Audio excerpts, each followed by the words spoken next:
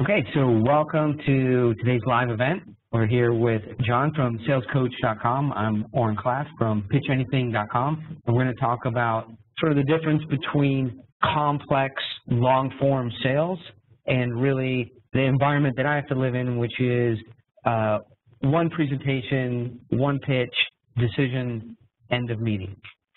Could characterize that as one call closed. The difference is it might take us 6 months to get that meeting and prepare for it, but at that meeting, it is do or die. Yep. And Oren, that's what I caught when I read your book and about this close and about getting ready and being prepared. What caught my attention is that you look at this meeting like you've got $20,000 sometimes invested in it. It's a lot of pressure going on, and you want to manage it to an outcome, and it has to be perfect. Either you're going to move forward or it's done. And what I really liked about it was you analyzed what went on, and it helped me see how we use this in much more complex sales that may have sales cycles that go on for 6 months to 2 years, where you got a lot of decision makers. So I thought today it would be fun. We could talk a little bit about what's changed in our environment.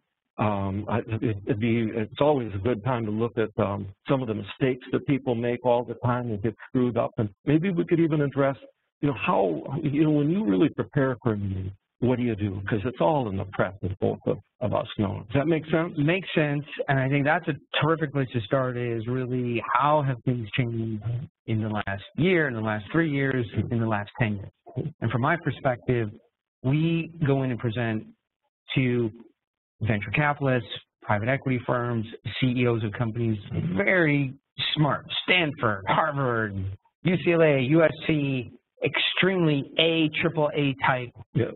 They're the head of a hedge fund. They're just got back from climbing Mount Kilimanjaro. Yep. They're a race car driver, and in their spare time, they help the United Nations raise $3 billion for Africa. I mean, these are triple A type. Yeah. And they know what they're doing. So if you go to a meeting and you tell them things they already know, or can intuit just from the general state of being aware and knowing how the world works, they get irritated and want to leave very quickly because they're high impact, they have things to do. If they're not learning, and if you're telling them things that they found out on the internet 3 days ago about you and what you're selling, there's going to be, you don't hold attention. Yep. Without attention, you don't have any convincing power. Well, have you found in your world, in our world, the way the internet has information out there, a CEO or anybody who is in a high capacity, if they want to find something out about a company, they can go online and get it all right there. So what you're saying is the minute the salesperson says something that they've already heard or seen, they tend to shut down.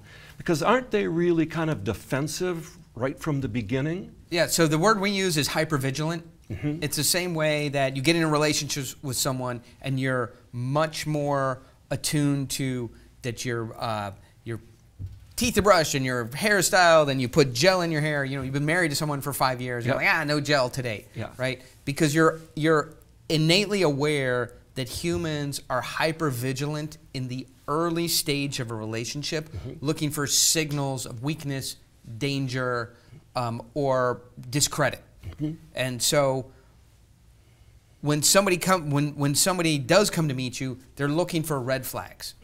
There's no relationship, there's little trust, and they want to know, are you believable? And the slightest little lie that you make will be blown out of. If they had known you for 3 years, and you said, I just got back from Starbucks, you didn't want to tell them where you were, and they go, I saw you, somewhere else, they go, I know how it is. But if you just met someone, you told that same lie, they'd be very, very concerned. It's hypervigilance in the early stage. So if they have researched something online and you discredit yourself by saying something different, or if you tell them things they already know, they're extremely highly attuned to the things you're saying and looking for ways to check out rather than for ways to check in. Yep.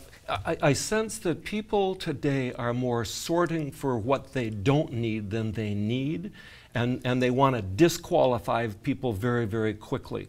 Now, it's strange to me, even in middle management, which I know you don't deal with, but a lot of folks have to deal in middle management, that middle management in the kind of tough economy that we've had right now has just stopped making these decisions. They've been looking why not to make that decision. So again, what they're looking for is these things that the salesperson might say that, hey, this has no reference to me. Does that make sense?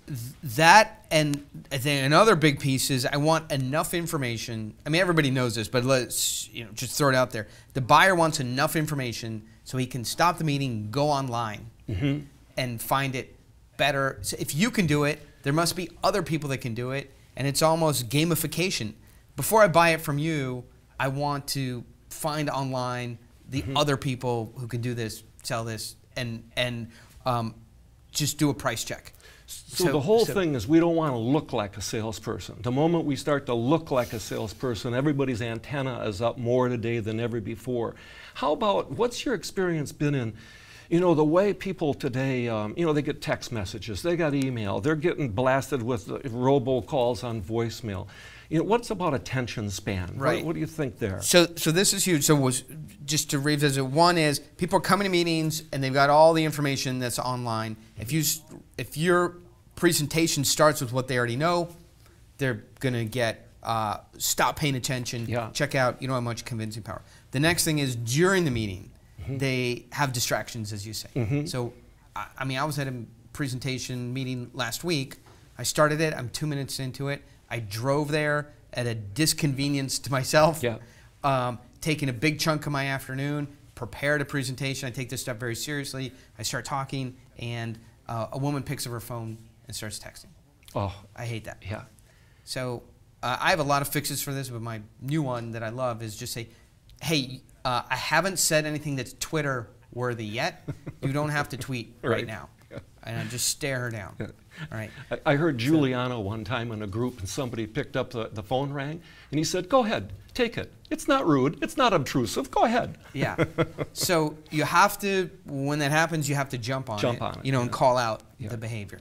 But the reality is, in the presentations that I give, so sometimes I give them to millionaires and 100 millionaires, and they feel very self-empowered to do whatever they want.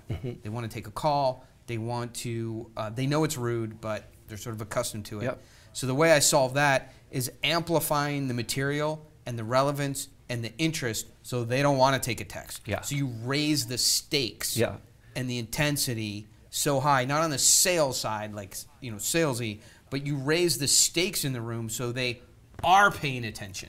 Right? So when you see somebody doing the text, it's an attention problem. Yes, it's rudeness, okay?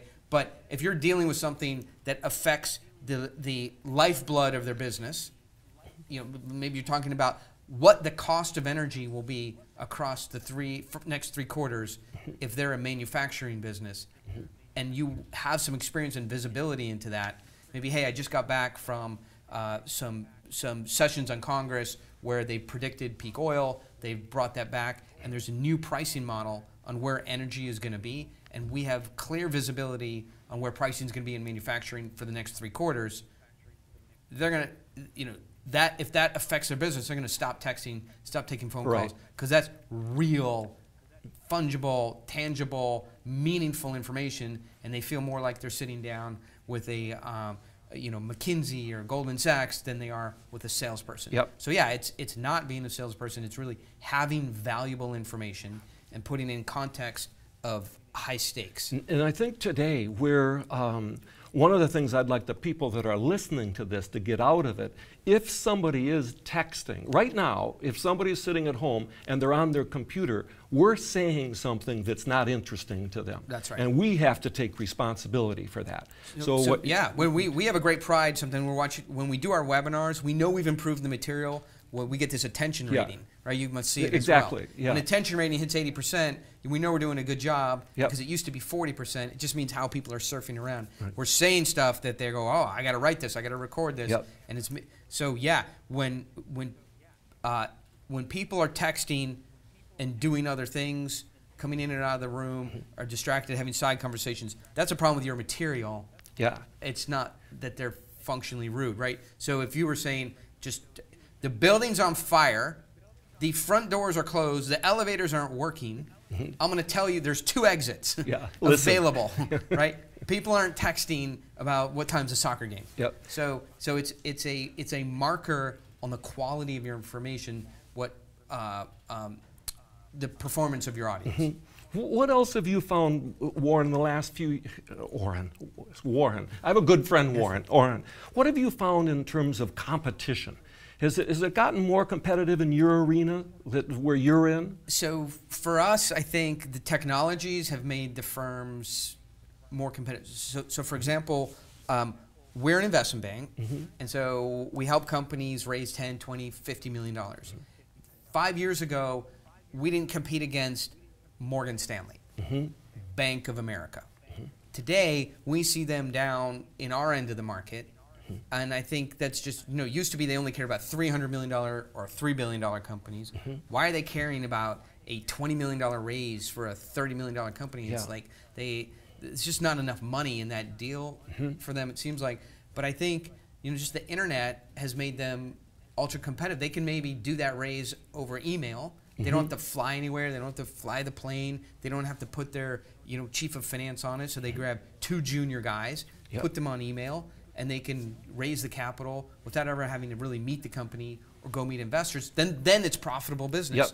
So I think these technologies have just made competition insanely, and then you expand that globally. So now we got guys in London and guys in Milan and guys in Moscow also competing for the same financing. So where it's abstract and we're not moving anything physical, we're just moving money and ideas. The competition has gone, skyrocketed. But we've dealt with that, getting better at differentiating. I'm seeing the same thing in almost every industry that I train in. I mean, it could be aerospace, and we make carbon brakes, and we're the only manufacturer, and they say we can get these from anybody, or somebody else gets into these markets. Life sciences, same way, where markets where they had differentiation have become commoditized. So that's really happened. So if we look at it, what are some of the mistakes that salespeople make day in and day out that maybe we could touch a few people out there that we could help them with? What do you think the top 3-4 things are that people? So certainly there's some list we have here internally. You have 101 top mistakes. But for me, the number one at the top of the list is neediness. It is coming in and communicating clearly. We need your order. I will do anything to get it. Pricing is, you could do open season with a shotgun shells on pricing, right? We'll give you free trials, we'll put in RFPs, we'll reduce pricing, we'll give you payment terms. Neediness communicates that all of that stuff is available to the buyer, right? And neediness, so people go, well, I'm not sure neediness is an abstract term. It just means, the way we look at it is, hey, John, thank you very much for giving us this meeting. We've been very excited to meet you and show you. We've traveled a long way at great expense to come meet you. Oh, no problem that you started the meeting late, right? We were happy to wait in your green room and read 5-year-old Sports Illustrated, right? And drink some warm water out of a tiny sippy cup. And so now that we're here, I know you have to cut it short. No problem. We'll be brief. Right, and we'll charge back to our office. Again, really appreciate you allowing us to come here and tell you about, as I can tell you right now, if you do sign up with us, we'll be so excited. It'll mean a lot. You're a big company. We're mean a lot to us. We'll bend over backwards to make you happy. At our company, the customer is always right. So this kind of introduction you see, there's a show, The Pitch. I don't know if you've seen, but these are ad agencies. They know what they're doing, right? And they come in and they start like that. So starting off, hey, sorry I'm late. I was having trouble finding parking. Okay, you idiot. You sell $5 million computer systems. You couldn't get here on time and find a parking spot.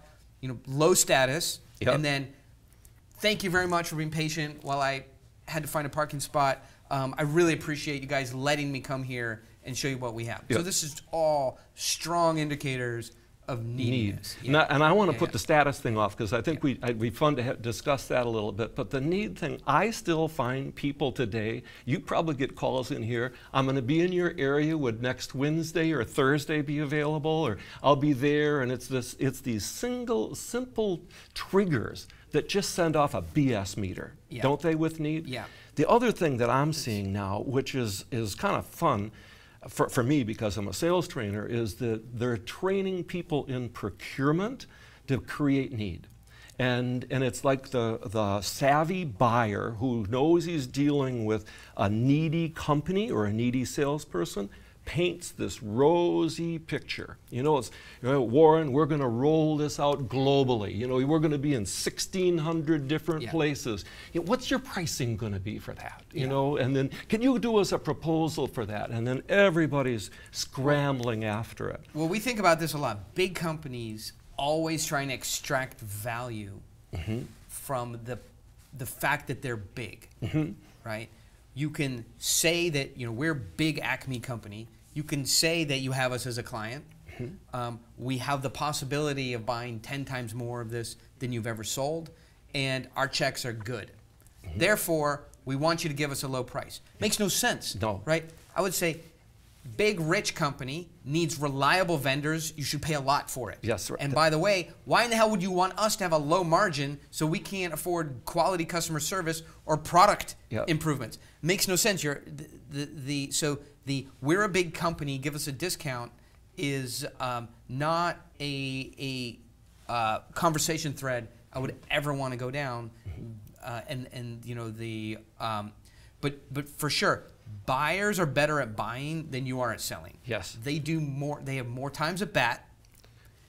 They do a broader range of it, and they just have more experience. Yep. So it's like a lawyer has a lot more experience in court than you do. Right? They just do a lot more of it. They know the system, or at least they know their own system. So when you're coming into a company and selling, that buyer is just a lot more experienced and is going to be better than you.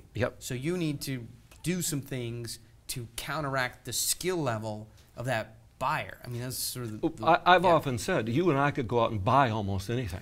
We wouldn't have to know it. It could be from molecular biology. It could be, we could just say, geez, all this stuff's alike. Why are you different? We need a best price. We're going to do a lot of things.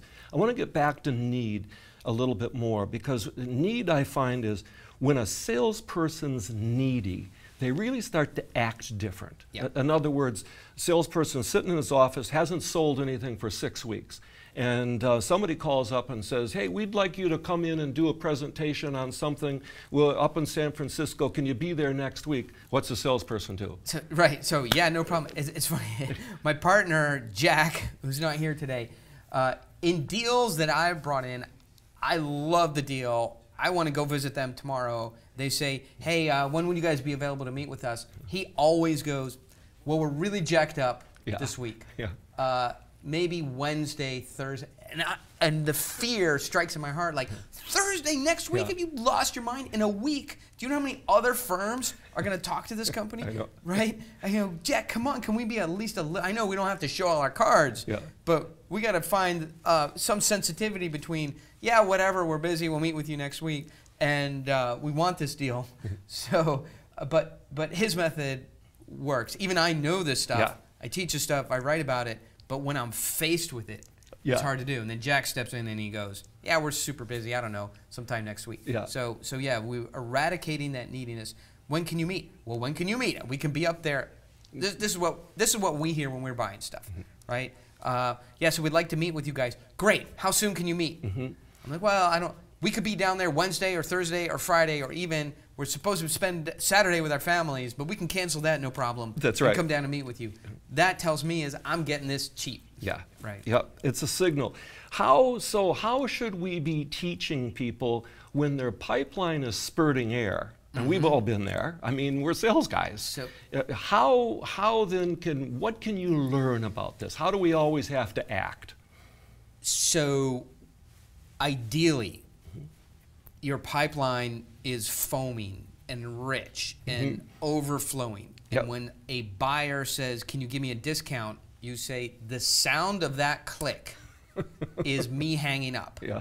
Why would I ever do that? Yeah. I have too many people wanting it. You know, not enough of it to ship. This is like when I tried to first buy an Audi R8. They go, I could put you on the list, but it's not worth doing. Yeah. Right? Yeah. You'll be an old man by the time that list expires. And so what are you saying? They're saying you can't get one. Yeah. Right? So that's the ideal situation. What we have to do in those times when our pipeline isn't rich or it might be empty and we just got one or two prospects, we have to manufacture scarcity.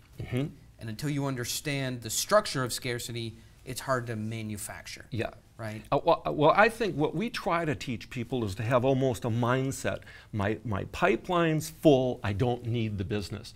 And when they're in a difficult selling situation, that they just try to put themselves out there. There's a difference between, danger is real, fear is not. And we never want to be afraid. So my pipeline's full, I don't need the business. What would I do then? And what would I do if my pipeline was not only full, but if it was overflowing? How would I act? Yeah. I tend to think, and would you agree with this? People want us to be, they want us to be confident and they want us to be competent. And if they sense anything other than that, they push us away. Would you agree? Yeah, so I think that is, people naturally look for that. If we roll that back and say, how do we functionally build this sense of scarcity, or that we're busy? For me, I think that leads into the status conversation. Yes. Right? Yeah. Is we have to raise our status very high, very quickly, above the buyer. The natural organization of the business universe is that the buyer is high status and we're low status because the buyer has money and they have the decision-making power. And we have wares to sell, software, services, accounting, missiles, birthday cakes, whatever. We have stuff we want to sell, and we need the buyer's okay and permission in order to transfer those goods for money. And so we're in the low status position, they're in the high status. So the question is, how do we get ourselves out of the low status position into the high status position and reverse that? And the answer to that is, we let the buyer know that their money is a commodity. Because that's the only power they have is money. And if you say, we don't need money, then all their power is gone. Okay. And so so that's the theory, right? The tactics are doing that. Can seem overwhelming unless somebody draws you a path through it.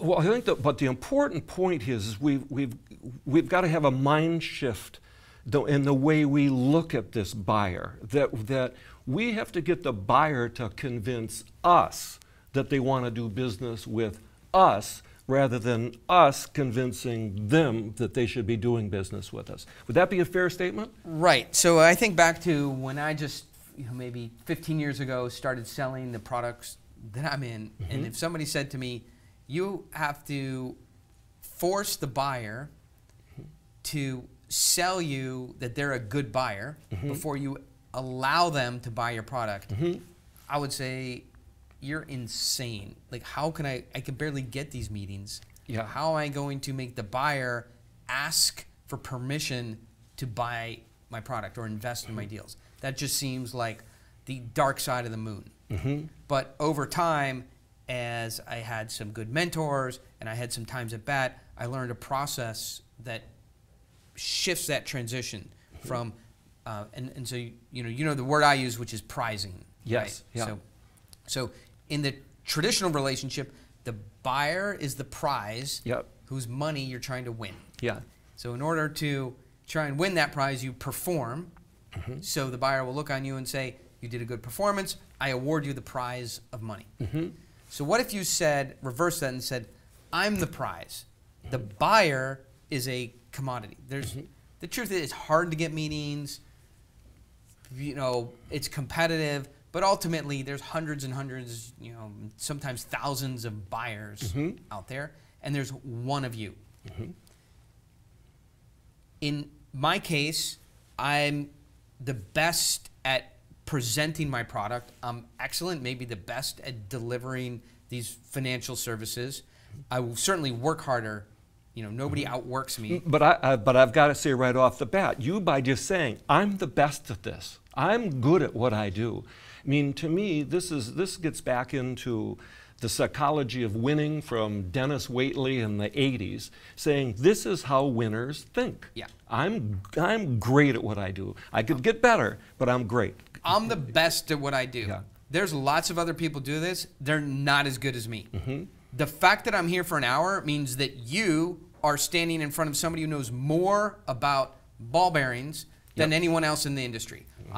I recently wrote a paper for Ball Bearing Magazine. I speak at the conference. I go to every conference we have. I have a collection of ball bearings at home. My father was a ball bearing engineer. You're not going to meet a son of a bitch who knows more about ball bearings than right here today. You have 1 hour. How do you want to spend that time? Okay? So you're in the presence of greatness. You guys look interesting, but I have a lot to learn about you before greatness is going to work with you. Let me tell you what I have. Our product.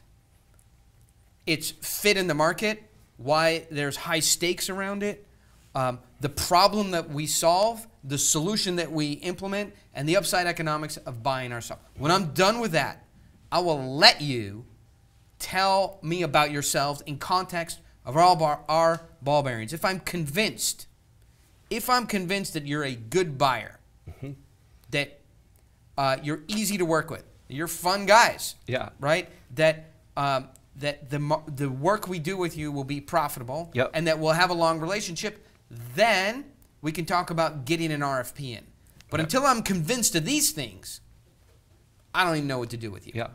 Okay? I'm going to take my toys, go play in a sandbox where it's fun to play. So, and by the way, a lot of people complain, like, I would never say that to a client. I mean, those aren't the words. I don't even say those words. No, but I know that's the frame. The context. But the thing that's important, even when you said the ball bearings, you're prepared in what you're going to say. Most salespeople, when they get into that situation, they're winging it. It's going. Oh, it's like they're coming from their guts and they're saying we're the best at this and we do this, and they get back into the needy thing.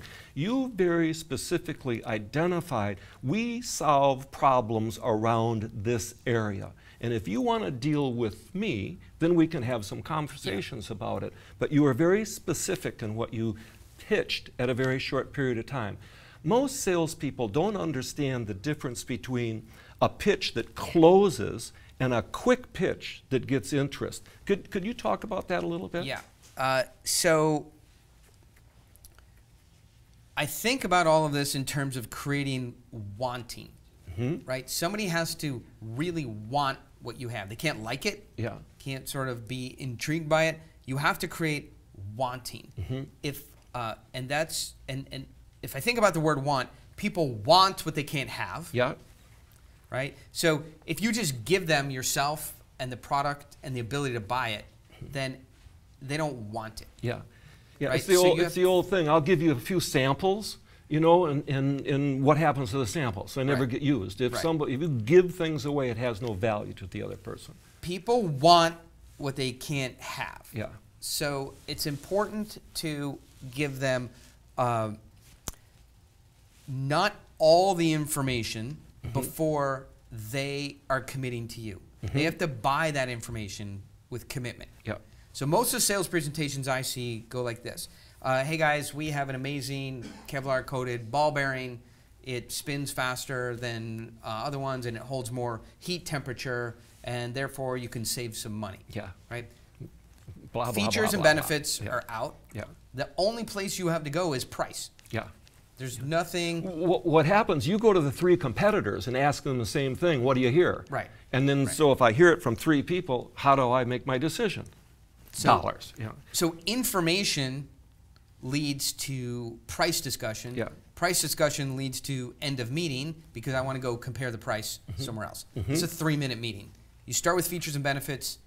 You're going to end with, you're going to immediately go into price, and from price, they want to end the meeting, and you're going into a trial close, right? So you're going into a, hey, do you think you'd want it? They're like, no, what I want to do is leave this room, right, and go on my laptop and find where I can get this cheaper. Yeah. Right.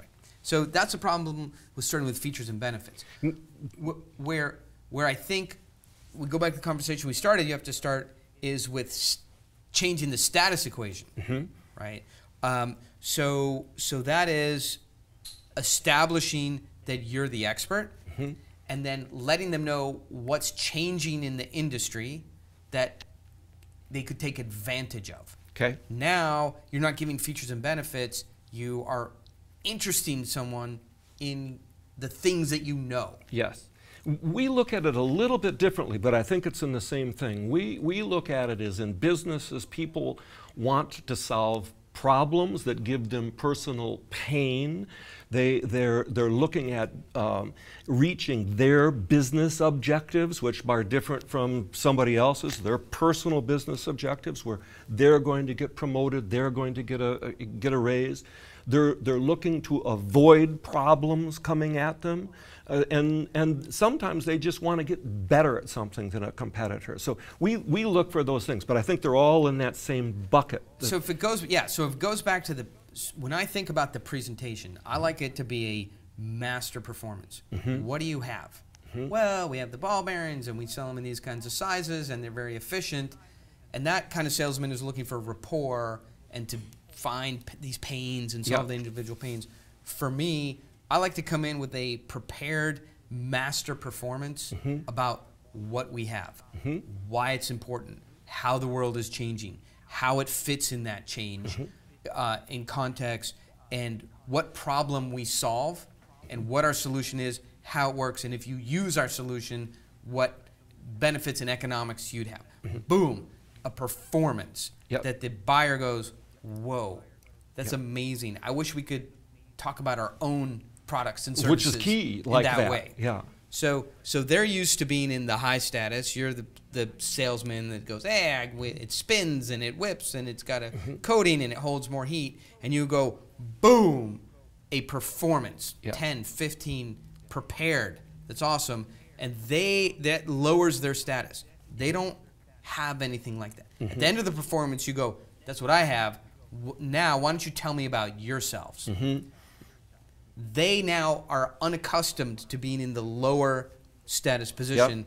They want to tell a story about their company, their products, what they do, as good as the story you just told about your company and your products. And they don't have it, though, because you've prepared. Right? So they fumble around, and you can't come up with it in 60 seconds, and they say things that are inappropriate and sloppy and confusing, and sometimes their status goes so low because they screw this up that you actually have to, help prop them out, up, save them. Now you're in the high status position, they're in the low status position.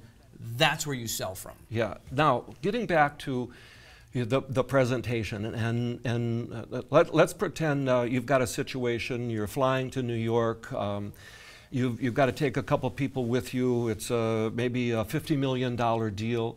How much time do you put in preparing for that presentation? Tell me about that. So if it's a $15 million deal where we may get a $500,000 fee, for a $500,000, we would probably spend 40, 50 hours preparing for that meeting. You're going to take 40 or 50 hours and drill it down to a 20-minute presentation. My presentations, when they're done, it's quiet. Or people go, holy smokes. Can you do that again? No texting? No texting. They go, we need to get the CEO in here. Can you? Is there any way you would say a little bit longer? We're going to get the CEO. I did a pitch that I prepared 30 or 40 hours to a board, and this was actually kind of interesting. Boards are, you go present to a board. They're supposed to be tough. They're supposed to be mean. They're supposed to not show their cards. At the end of it, they started clapping. It's a boardroom. It's not I've never had that experience before. But it was interesting. One guy was coming in through Skype, and he's like, I don't get it. That wasn't that good. Why is everybody? So preparing to do it in person with the force of human emotion. No presentation materials, no slides. one-on-one, Yeah. a master performance of the big idea, what's changing, the problem, the solution, how it works, value proposition, economics. In that structure, just blows people away. Yeah.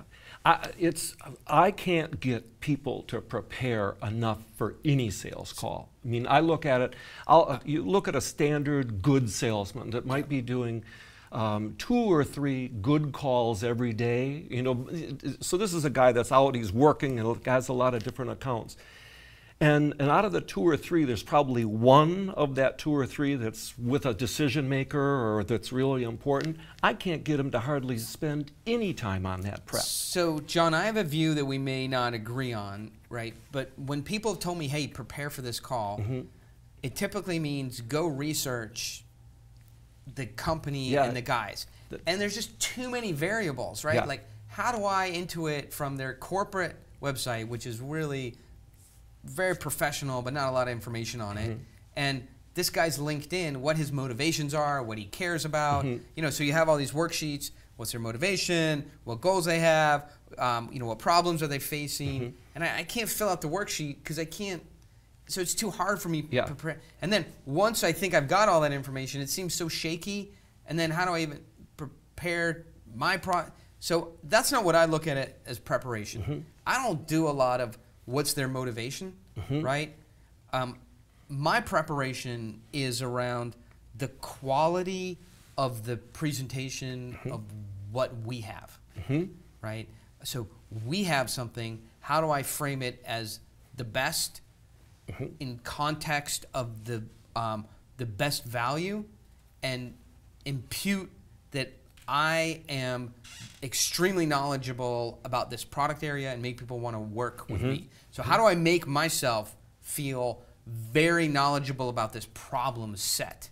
That's the preparation I do because I can control that. I can get great at that. I can get great at proving to people that I understand why ball bearings fail in equipment that's 300 miles from a nearest repair center. I can't control what motivations the buyer has or how he feels that day or any of that stuff. I can just control being great at talking about the subject area and talking about our products or service. And so that gets me excited to prepare because every time I spend an additional 20 minutes on it or an hour, it gets better. And so I don't mind preparing. But you're like a rock and roll group. You know, you can go into Cleveland and sing your song, or you can go into hello, you know, Detroit and sing it. Well, give me an example where you couldn't do that. Where I see the difficulties in an average sales guy's world is that he gets thrown off with starting to pitch something that he doesn't know the person's going to need. And he starts to, he goes back to what the marketing department said on features and benefits, and he's pitching some things that he hasn't asked any questions about. And the person's thinking, I don't need that. This isn't important to me. So what we like to do before, and I want to define this a little bit. I think to have the 1-minute elevator pitch, it's got to be memorized. It's got to be done like it's done in Chicago or it's done in Detroit. But the presentation to close it, I like them to ask more questions so that they totally understand what they present at the end, and then less is more. And we want to get them talking a lot about their issues, their problems, their challenges, so that then when we pull our presentation together, they just look at it and say, this is exactly what we need. So I think for me, the process of asking questions you have to be careful with, right? Because if somebody calls me up and asks me 20 questions, like, this is not a process that I enjoy, right? And I don't want to teach a salesperson about my problem so then he can fill out a form to take my order. So the way I like to flesh out people's needs is by talking about the problem area, right? So if it's a company raising money, well, let's see. So sometimes companies don't need money. And if they don't need money, then I can't work with them. So it's just the same thing. So I have to say, hey, the capital markets today are closings are happening slower. These are some of the problems we're seeing with companies. The deals are closing slower. The investment firms are, a lot of them are going out of business or returning their capital because they haven't been able to get the capital out. And really, they like to, they only like to look at deals that they have strong relationships with, for example. Right? So this is making it a lot harder today. What are you guys experiencing in the market? I love it. Right? Yeah. And then because I'm talking about the problems, it sucks them in to talk. Yeah. Because if you talk about solutions, then people get analytical and critical. Exactly. Right? They want to be smart. Prove that they're smarter than you about a solution. Yeah. But if you're talking about problems, people hopefully they'll jump in the conversation. You could talk about problems, or they go, we're not really experiencing the problem. We don't need any capital. That's right. Nice to meet you. Yeah. Nothing for us to talk about.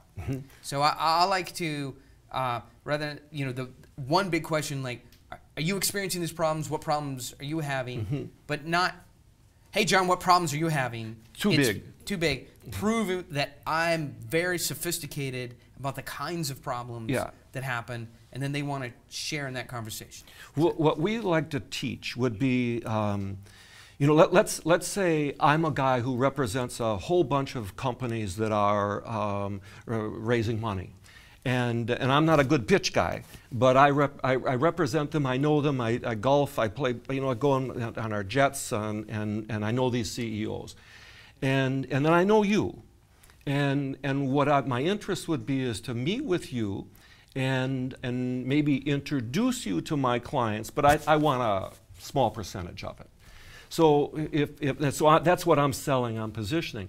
When we would meet, I might ask you just an early on question like, Oren, I can introduce you to companies that are in the 10 to maybe $20 million range, or I can get into these ones that are in the 50 to 70, maybe $100 range. Is there a sweet spot for you? Yeah.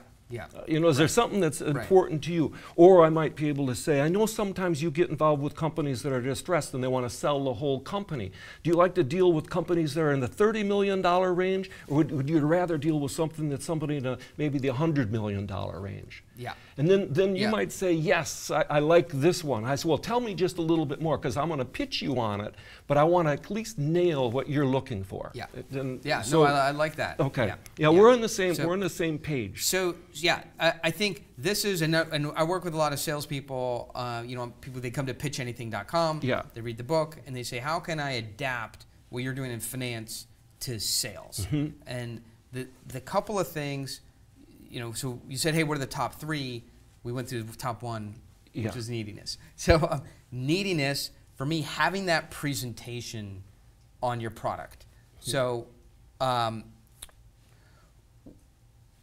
being able to, once you understand, really what problem they're having, what general, like you said, is it 10 to 20 million? Is it 30 to 50 million? Is it 50 to 70 million? Generalize it, right. Once you know that, giving a fixed, prepared presentation that's professional. It looks like a play that you might go see.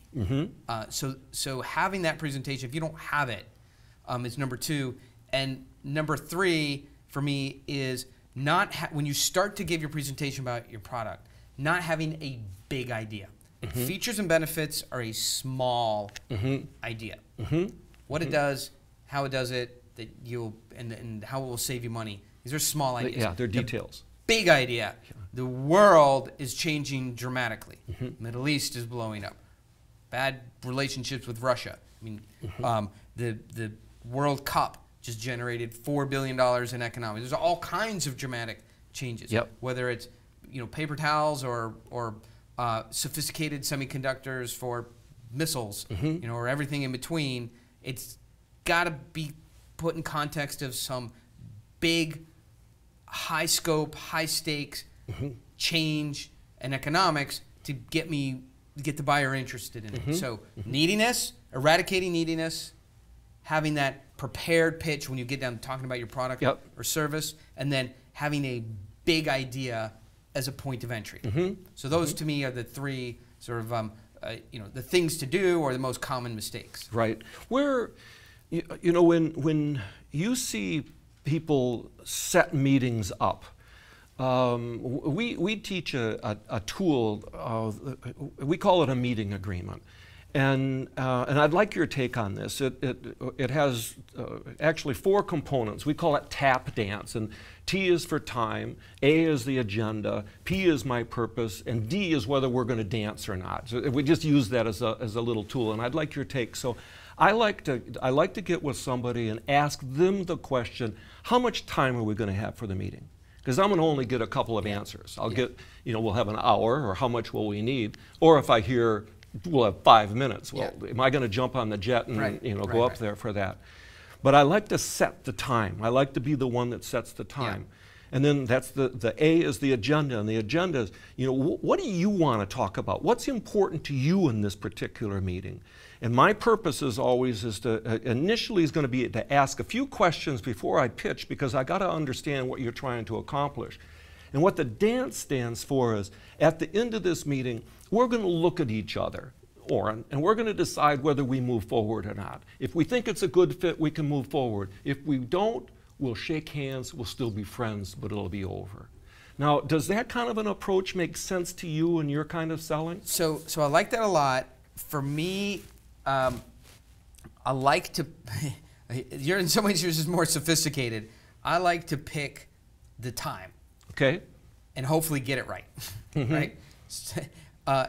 And so, to sit down and talk about a company and financing it is an hour. You got to have an hour. And right. If somebody tries to force you into a 15-minute meeting, what do you say? Yeah, it's just not enough time to talk about what we need to talk about. Yeah, because your pipeline's full and you don't need the business. Yeah, right? I mean, I'm just not. So here's a good example. You see this in pitch contests, right? So a lot of companies will say to me and say, hey, I'm going to a pitch contest. We have 3 minutes to talk about our company. Tell them to go, don't do it. Right? So when guys go to, when guys tell my companies, hey, I have 2 minutes, tell me about your company. Hey, asshole, tell me about your company in 2 minutes. You're so great, right? It's an impossible task. So an appropriate amount of time. So I like to guess at the amount of time and try and get it. But squeeze it low, right? A lot of those first meetings, they run 2 hours. That's why I say an hour. If it's going to be, hey, tell us about your banking services, okay? And how long? I can do that in 20 minutes. So if it's not a real pitch, it's just a meeting. Say, let's get together for 20 minutes. Tell you about our banking services. Then we'll clear out. So I try and get it as skinny as possible. Agenda, I view that a little bit differently, which is the agenda. When people say, hey, what's the agenda for the meeting? Don't worry about that. The agenda is you're going to meet somebody amazing. I'm going to tell you about an incredible product. I'm going to give you a little bit of chance to talk about yourself, and then we're going to leave deciding what to do next. That's the agenda. Okay? The agenda is you're going to see amazingness, and we're going to see if you're good enough to get it. Because not everybody is. You're going to see the agenda is we're going to tell you about some incredible stuff in a very short period of time. We're going to learn a little bit about you. At the end of the meeting, we're going to talk about next steps. That's the agenda. In terms of the D or the dance, I think that's correct. The only nuance I would add to it, and this I see they're going to pull the clock on us, so we're probably, this might be our last topic. So for me, I don't like the end of the meeting being the first time they've heard that I'm willing to walk away if they're not right. So I like very early on to say, one of the things I'm going to do here is learn about you guys. And see if we're right. If we're not right for each other, no matter how much we like each other, then we wouldn't do it. Then a little bit further on, say, it's not necessarily that we're a firm of extremely high moral values, it's that we're busy. And we're trying to find customers that think like us, because that makes life easier. Even if you wanted to buy our stuff, we didn't think together, philosophically the same way. For example, if we didn't believe that healthcare was going to continue to grow, so that's one of our fundamental assumptions. Right? That healthcare is going to continue to grow 12% year over the year for the next 5 years. Don't worry about Obamacare. If you said, oh, Obamacare, it's going to kill everything, it's going to contract, you'd say, we might like each other, but again, we don't have the same philosophy, and we'd be out. Yeah. So I like to do this a bunch of times along the way. Yeah. So when you hear it at the end, boom, it has teeth. Yeah. You see, we even like to, if we set somebody up at the beginning of the meeting, one of the things we want to do is we want to make our prospect feel safe. Overall, we don't want that reptilian brain coming out, danger, danger. So just by saying to the person early on, look, we're going to exchange some information here. At the end of this thing, if you feel it's good for you, you'll move forward. If you don't, we won't. It's okay. Yeah. I'm a big guy. Yeah. You don't, it's all right. If you don't like what you see, fine. It's not for everybody. And it may not be for you. And if it's not, just tell me. Yeah. Because I've got other people that I can talk to. Yeah. I think we're in agreement. If they hear that a couple times along the way, when you do the big one at the end, it can stick. Yes. It's not the first time, it's credible. It's not the first time they've heard that you're willing to walk away. Exactly. I think people are hearing now, we're willing to walk away. I think we've answered a lot of the questions. Are we finished? Yeah, I think we're good. Yeah. So, John, it was great. I love this topic. In some ways, I could talk about this. We could do it all afternoon, evening. I'm sure. Yeah. And the more beers you drink, the more exciting the topics get, and the more correct our advice is. Well, maybe we should do that next time. All right, for sure. All right. I think they have a show now that I heard about called A Drunken History, where they get these expert historians, right? And they drink, and then they ask them, about how did the Battle of Hastings go? And that time they're all liquored up, and it's pretty comical. So maybe we'll try that here. Good. So, Thanks, Oren. Great. Thanks a lot. Yeah. Pleasure. All right, great. Thank you.